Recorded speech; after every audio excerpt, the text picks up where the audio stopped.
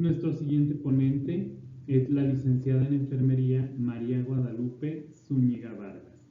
Ella es enfermera general con posttécnico en enfermería en pediatría. Cuenta con diplomado en gerencia y docencia en enfermería, así como en prevención de problemas médicos legales. Además, cuenta con diplomado en metodología de la investigación, diplomado en heridas y estomas, diplomado en farmacología y diplomado en alta gerencia. Con el tema Área y técnicas de preparación de medicamentos en el Hospital Regional Dr. Valentín Gómez Farías, le damos la más cordial bienvenida, licenciada María Guadalupe, y le cedemos la palabra. Adelante. Buen día, mi nombre es María Guadalupe Zúñiga Vargas y estoy aquí para tener con ustedes una charla acerca del área y técnica de preparación de medicamentos en el Hospital Regional Valentín Gómez Farías. Veamos primero un poco de estadísticas.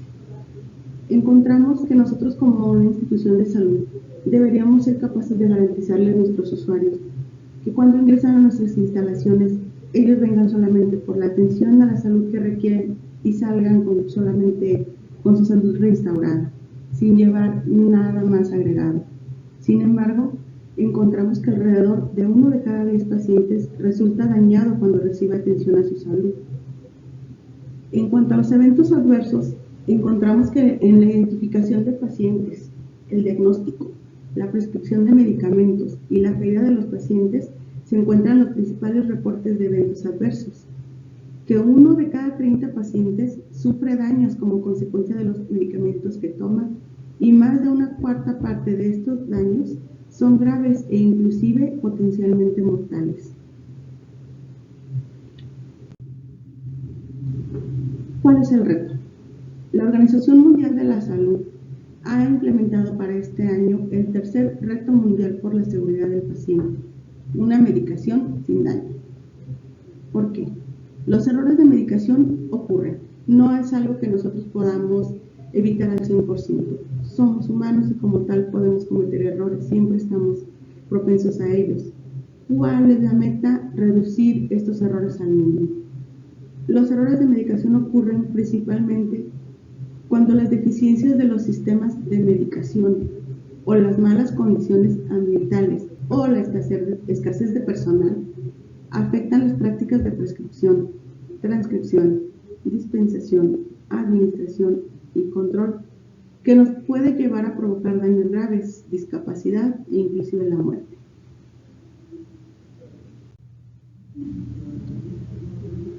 ¿Qué ocurre con las instituciones de salud? Bueno, existen organismos regulatorios que nos van marcando la pauta para aminorar estos daños. El MUEC, Modelo Único para la Evaluación de Calidad, en sus criterios y estándares de servicios de atención ambulatoria, menciona que los medicamentos se deben preparar y dosificar en un entorno seguro e higiénico, que se debe emplear un sistema estandarizado para dispensar y distribuir de manera adecuada estos medicamentos, que los medicamentos deben etiquetarse de manera segura, que se debe definir el uso estandarizado y seguro de medicamentos multidosis.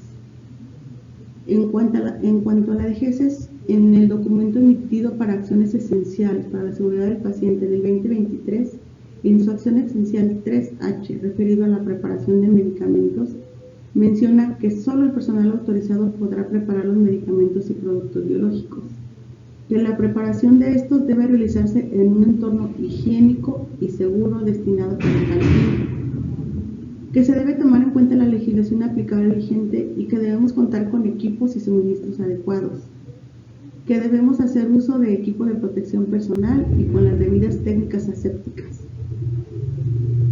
En cuanto a la farmacéutica de los Estados Unidos mexicanos, la farmacopea, de los Estados Unidos mexicanos, en su 6ª edición, en su capítulo 17, referido a la farmacia hospitalaria, menciona cuál debe ser el tipo y forma farmacéutica con que debemos de contar.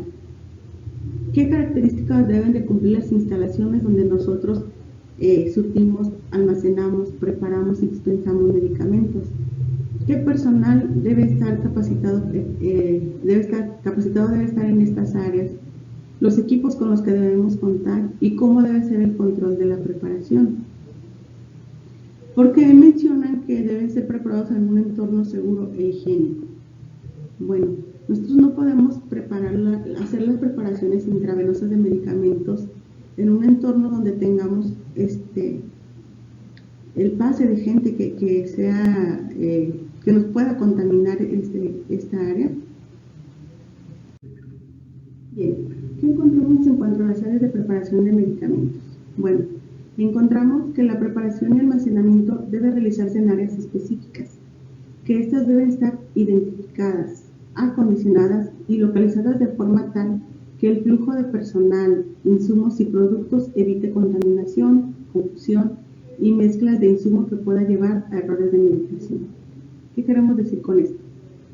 Que nuestras áreas de preparación de medicamento, preparación y almacenamiento deben estar bien diferenciadas, deben tener su identificación donde dice que es esa área exclusiva para esta actividad, acondicionadas. ¿A qué nos referimos con que estén acondicionadas? Nuestra área de preparación de medicamentos, en ella debemos de contar solo con lo necesario para lo que vamos a trabajar.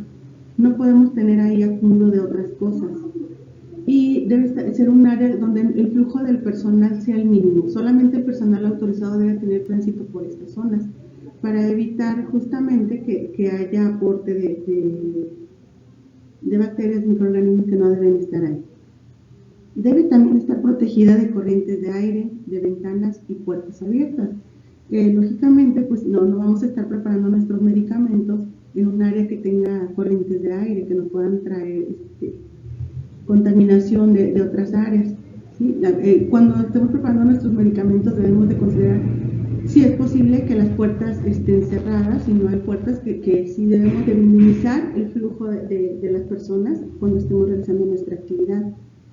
Nuestra área de preparación de medicamentos debe contar con paredes, techos, pisos, mobiliario y superficies de trabajo con terminados lisos, de fácil limpieza, que sean impermeables, no porosos y resistentes a los agentes sanitizantes. ¿Por qué? Porque nosotros cada vez que preparamos nuestros medicamentos en las áreas hospitalarias debemos de hacer una limpieza previa de nuestras áreas.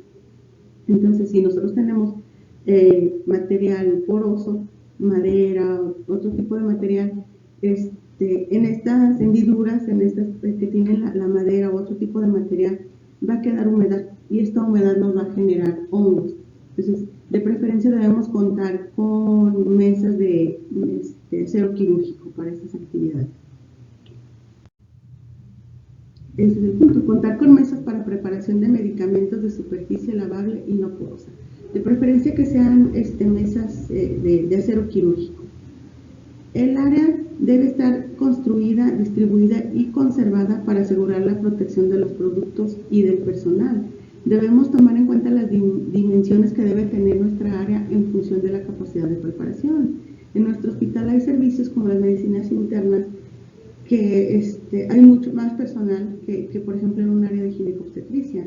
Entonces, a la hora de preparar medicamentos, todos solemos hacerlos más o menos con los mismos horarios y entonces tenemos una confluencia grande de personal preparando medicamentos al mismo tiempo. La idea es que pues estas áreas de preparación nos den el margen para que todos podamos preparar al mismo tiempo, pero que no estemos encimados unos sobre los otros, y que tengamos nuestro espacio para preparar y para llevar a cabo nuestra actividad. También menciona que las áreas de oficina, el comedor, los servicios sanitarios, donde recibimos y entregamos medicamentos o cualquier otro insumo, deben estar separadas de las áreas de preparación. Debemos contar con un área de lavado de manos o materiales, pero debe estar fuera de las áreas de preparación, cerca de esta, pero no dentro, de manera tal que cuando nosotros iniciemos a preparar nuestros medicamentos podamos hacernos higiene de manos, pero no tan cerca o tan pegado que el mismo agua o jabón pueda salpicar nuestra área y contaminarla. Debemos también contar con un contenedor específico para la recolección de los envases vacíos de medicamentos. Debemos tener en cuenta que nuestra área donde preparamos medicamentos debe estar libre de cualquier sustancia o equipo ajeno al proceso de la preparación. No debemos tener madera, papel o cualquier otro tipo de material que genere partículas que se puedan quedar ahí. Nuestra mesa debe estar, únicamente los insumos que debemos tener son los que necesitaremos para preparar nuestros medicamentos, nuestras jeringas, nuestras agujas, medicamentos, equipo para trasvase, como pudieran ser Metricet, buretas, nuestras toallas alcoholadas, guantes si vamos a necesitar, pero no tener un acúmulo de más cosas que nos puedan, no solamente entorpecer la actividad, sino que nos generen materias, partículas que nos puedan contaminar.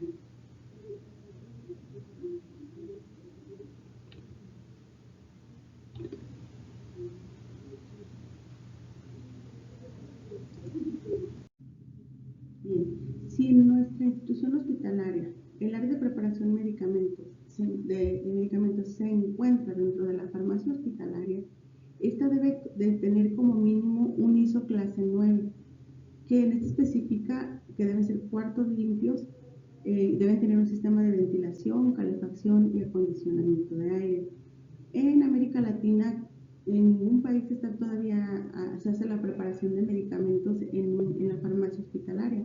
Generalmente se hace en las áreas de hospitalización por el personal de enfermería. Por tanto, estas características no aplican. Por eso tenemos solamente definida un área de preparación con las características que ya habíamos mencionado anteriormente. Otro punto que nos menciona la farmacopea es que los medicamentos que se utilicen deben estar controlados para asegurar que se suministran con el criterio de primeras caducidades, primeras salidas, primeras entradas, primeras salidas, para que nuestro medicamento vaya fluyendo y el medicamento que va a caducarse primero lo podamos usar. Cuando soltamos nuestro medicamento, lo iremos almacenando en la parte de atrás y recorriendo el que ya tenemos, de tal manera que usemos primero el que va a caducar antes y el que tiene una mayor vigencia lo podamos almacenar para utilizarlo después. Otra cosa con que debemos de contar en nuestras áreas de medicamento es que se puedan aplicar procedimientos de limpieza y sanitización validados. Por eso mencionábamos que en nuestras áreas de preparación de medicamentos únicamente debemos de tener lo que necesitamos para preparar medicamentos. No podemos almacenar mochilas, bolsas, nuestra cajita de insumos, nada, solamente lo que vamos a utilizar para preparar nuestro medicamento.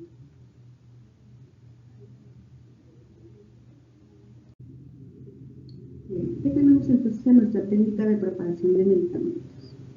Bueno, para llevar a cabo una correcta preparación de medicamentos, primero, antes de iniciar a prepararlos, debemos realizar la limpieza y desinfección diaria de las superficies del área de trabajo y también del suelo, ¿sí? Para garantizar que nuestra área esté debidamente higienizada. Enseguida, como marca la normativa, hacer nuestra higiene de manos. Una vez que vamos a iniciar a preparar nuestros medicamentos, que ya hemos seleccionado los medicamentos que vamos a preparar, estos deben de limpiarse. Las ampolletas deben limpiarse o la superficie elastomérica que las cubre con una gasa impregnada en alcohol al 70%. Antes de la apertura o inyección del vial, el alcohol debe haberse evaporado. No podemos funcionar nuestra ámpula cuando todavía está húmeda, porque vamos a introducir este alcohol hacia adentro del medicamento.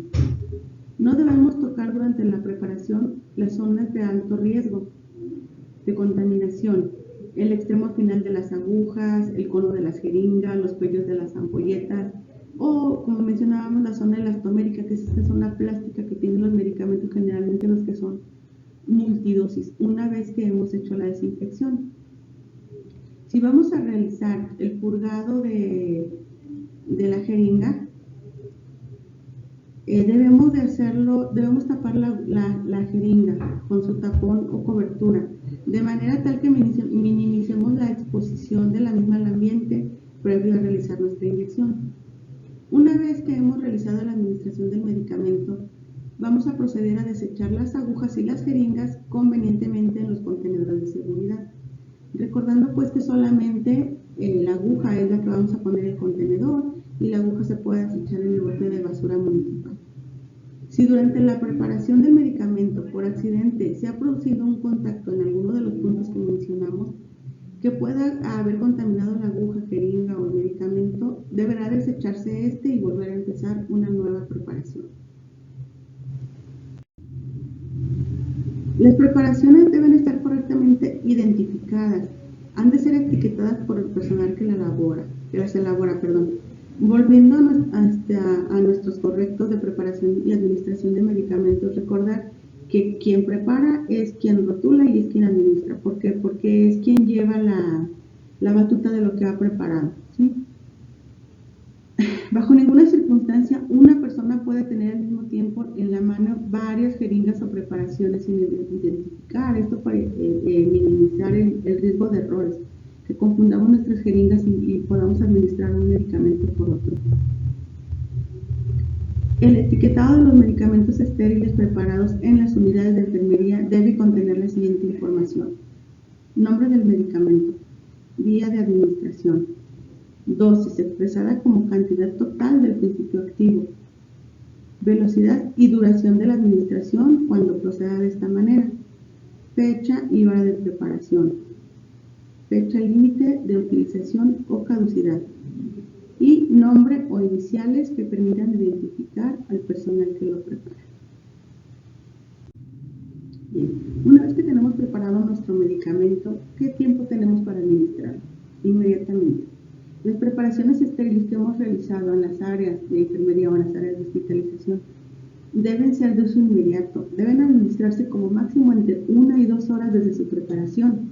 Mientras sucede esto, debemos asegurar su correcta conservación, de preferencia mantenerlas en nuestras charolas en las que ya hemos realizado una asepsia previa, en un entorno seguro que esté lejos de la humedad y donde solamente nosotros podamos tener acceso a lo que los aplicamos.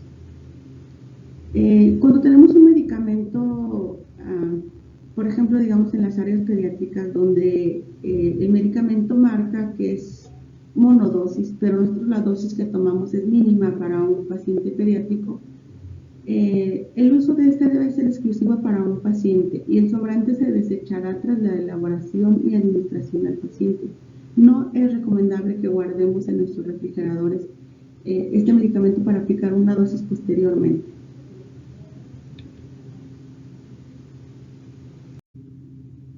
Bien, ¿qué tenemos con los envases multidosis?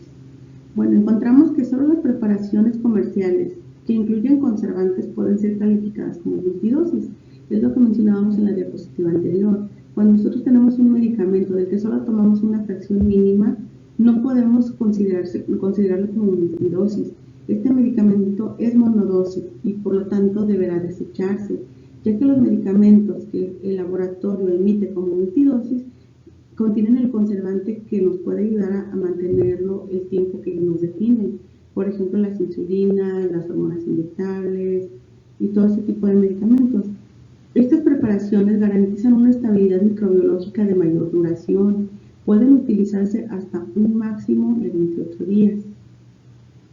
Ahora, una vez que tenemos abierto nuestro medicamento multidosis y lo tenemos guardado en refrigeración, la utilización de este frasco exige un cambio tanto de aguja estéril como de jeringa en cada inserción. Una vez que hemos quitado la tapa de seguridad, siempre que vayamos a utilizarlo hay que volver a nuestro primer paso, limpiar con nuestra torunda alcoholada la superficie elastomérica, esperar a que seque el alcohol y una vez hecho esto poder ingresar la aguja para tomar la dosis que requerimos.